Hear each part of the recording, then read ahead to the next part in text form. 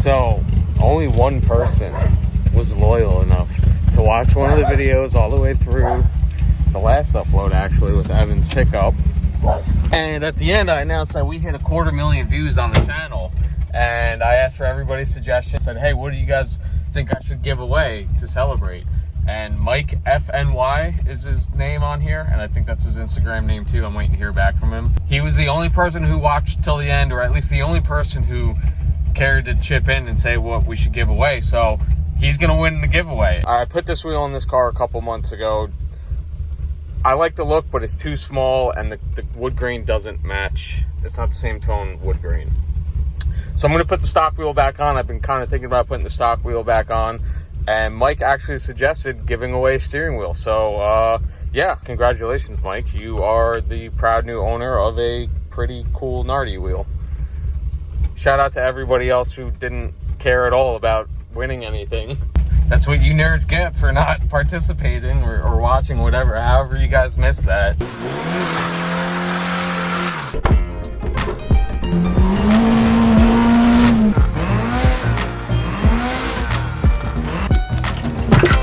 Who's there? Connecting rod. That's good.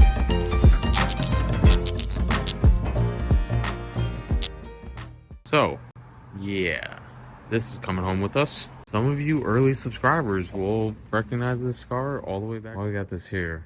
They take the ramp off. The ramp's whole ass process. Loaded nose first. Just barely squatting, and you could just feel it over bumps doing the worm, you know? Yada, yada, yada, blah, blah, blah, blah, blah. The reason why this car is back in our hands, we're gonna try to help JT out a bit. Look at this dude. Just always, just waiting for the squirrels to come running by to let them know they're in the wrong territory. Right? No squirrels welcome around here.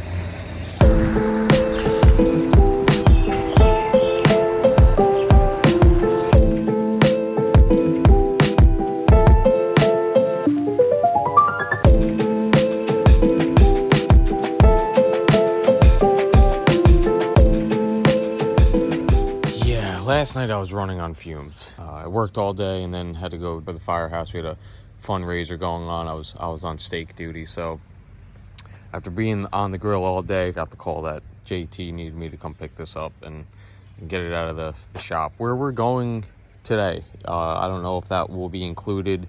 I don't know if that barbecue at the shop is going to be included in this video. We're going to go to Edge Motors Barbecue, and unfortunately, Sergey needed the parking lot cleared out for their 15-year celebration. So while JT was out of town, he got the call that they would appreciate it if he could come pick this up before 8 o'clock this morning. So JT had the car over there to get some minor work done. It's unfortunate that I don't have the time to work on this car more for him. Work that we are going to try to do on it or try to help him with is find some panels.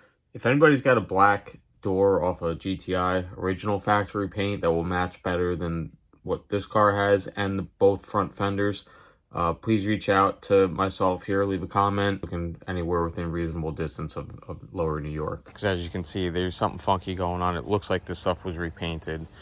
It's already thin in some spots. I've tried buffing it before, but there's not much paint on there to buff, so just a poor respray job. Whether this car got hit and they found wrong color fender and door, threw it on there, repainted it, whatever the case may be, luckily it's detachable, replaceable panels. The quarter panels on this car are beautiful. There's no crazy rot around the hatch. This is a great example of a driver's condition car. You know, it's got its quirks, it's got some miles on it. JT put a bunch of miles on it. He was driving it back and forth long distance for a while when his main car was broken down. You guys might remember this car from the very first video on the channel. A good friend of mine, Russ, and I tried beating it out. We did pop some of it out and we got rid of most of the scuffing. You can see there's still some light damage there, but absolutely unfortunate. When he got this car, that wasn't there, and we really couldn't even tell that the two panels on the driver's side were bad either. You know, as car aged a little bit, and you know, by the time we got it home a couple months later, we started to notice this paint's a slightly different shade. But overall, you know, this car was a great purchase for him. He's gotten plenty of use and love out of it, but his job situation and living situation has changed. He's basically working towards moving into the city. So he just doesn't have the time or the space or the energy for this car anymore. He's just trying to spruce it up a bit and get it ready to sell. And, you know, stuff like the 2 fenders in the door, and then, you know, you fix the driver's seat. Stuff like that might make the difference of this being a $5,000 sale or a $7,000 sale. You know, it's definitely far from showroom condition, but like when you see these showroom condition GTIs going for $30,000, $40,000, yeah, a running driver's condition, it's not out of the question to get 8 or 10 grand for this if you sort through the few things that it needs. You know, spend a weekend or two trying to find some panels and swapping them on, and yeah, bada bing, bada boom. Door cards are beautiful. Like, this car is the type of GTI you can buy and drive it, enjoy it, not feel like you're wasting a $30,000 car. That's that. We're gonna try to find some panels, and then hopefully we could find them, and then the car will be back in our possession to help spruce it up, and yeah, we'll go from there. All right, so everybody wants to have multiple cars until it's time to do multiple car hoarding, throwaway things. Yeah, we got the questionable 1.8 block there. We got the questionable 2.0 block there.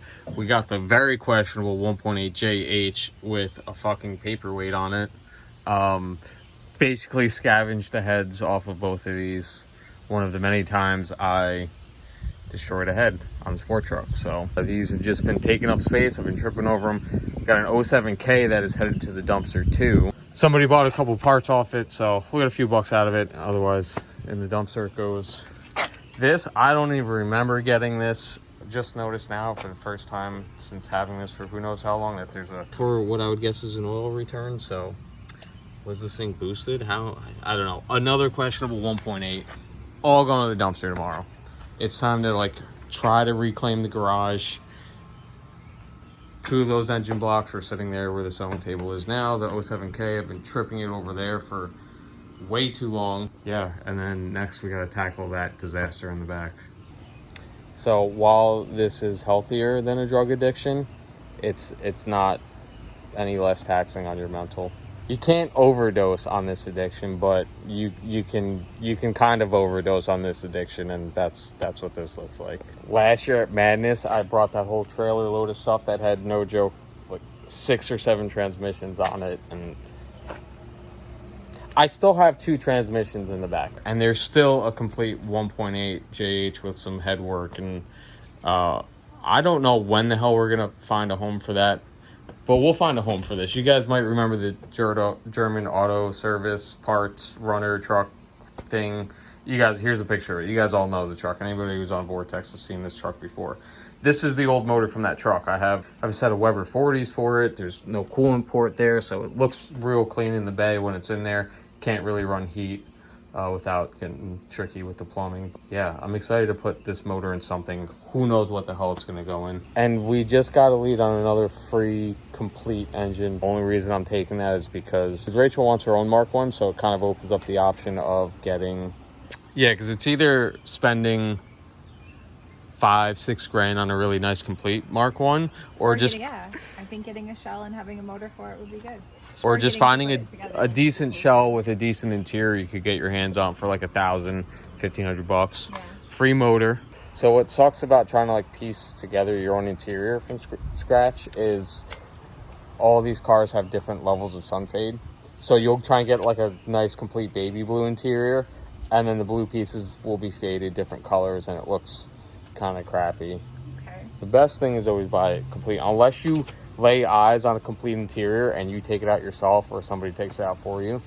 It's kind of not worth trying to piece together your own interior. Like piecing together the perfect set of wheels. Yeah, and then having somebody rattle can them black. Yeah, I know all about that. And there's just so many little plastic clips, like colored plastic clips and stuff all about. So, you know, you end up breaking stuff as you take it apart. Getting that free motor will open up the possibility of us finding a shell and saving a bunch of money building a Mark 1 for her instead. All we'll need to do is find a nice shell for $1,000, $1,500, free motor and trans. I don't know if he's giving me a trans with it, but if not, we'll find a trans for $100, a Weber carb and whatever supporting things to run a carb on that motor, and like that's another $1,000. You could have yourself a decent Mark 1 together for like $3,000, $3,500. Just need to find the right shell. That's a patience game. I know. Just like what we're flying out to buy in 3 weeks. Oh man, I was not planning on buying another car, guys, but we're buying another car and we're flying pretty far away. We're flying halfway across the country to go get it. So that's a patience game. I have been looking for one of these cars, not actually looking, but waiting for one of these cars to pop up for years. Ever since I had my Quantum. So, yeah. Finding the right shell will be like a patience game. I know. You just gotta have like the cash ready to go. And then be like, cool, we're gonna have this shipped over. Well. Or drive 4 days to go get it. Yeah, that's gonna be that kind of shit. Spooky girl in the window. She looks like a ghost. She is a ghost. Guys, this is Dilly. I don't think you guys have seen Dilly yet. I don't think you guys are ready to meet Dilly. Every time somebody says I should convert this and put a full permanent bed frame in here and cabinets and stuff, no, this is why I won't. 3 blocks, 1 complete 1.8 07K 5-cylinder, and really we could probably still fit another block and like 4 heads back here if we needed. Best part, didn't even have to move the seat up. Still gotta say a work fan. Just bought Rachel's bike home last weekend. All this fool's gold going in the dumpster. We still got this mess to go through too. Half this shit's gotta get thrown out or sold. I don't even know what trim that car belongs to. Up next will be part 3 of the road trip. Maybe there'll be some other video between then, but that's the next major video I'm gonna be working on. Just been busy once we got back from vacation, trying to get some stuff done out here. Today we are working on Rachel's SV650. The valve stem on the rear wheel went kaput. She hasn't really gotten any seat time on this. She bought it about a year ago. Putzed around in the driveway a bit, but we're gonna get her learned up on riding. How you guys like that motorcycle lift? Eh? We're gonna head over to the bike shop I used to work at. Maybe we'll do a little bit of tour of what's there.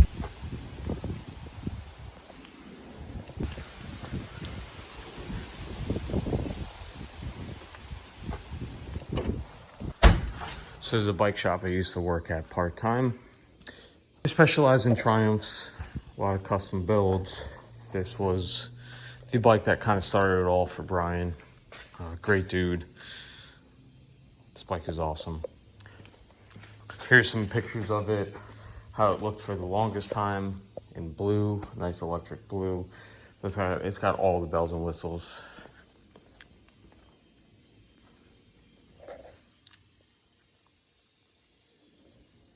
Flat slide carbs. The guys are away flat tracking right now. All the race bikes are gone right now, but I think currently he's got 3 or 4 race bikes upstate right now racing. Leave a link to the YouTube channel for the bike shop here. Here's a graphic design of one of the bikes that we built here. It's a scrambler build. I'll overlay some actual pictures of the bike, but that's what it looked like. And all sorts of full-blown custom, anything from frame alterations to supercharging, naturally aspirated bobbers. So they're usually away racing flat track on the weekends, which Saturdays were the days I had to come in and help out here. Made a couple of videos for that channel. You'll see some of the bikes that we built and some of the bikes I had the pleasure of working on and helping build there. Absolute awesome group of people with some awesome bikes. So make sure you go over there, give that channel a follow and a like. You know, if this stuff were to take off full time, I'd love to help manage more than one YouTube channel, you know. But until then.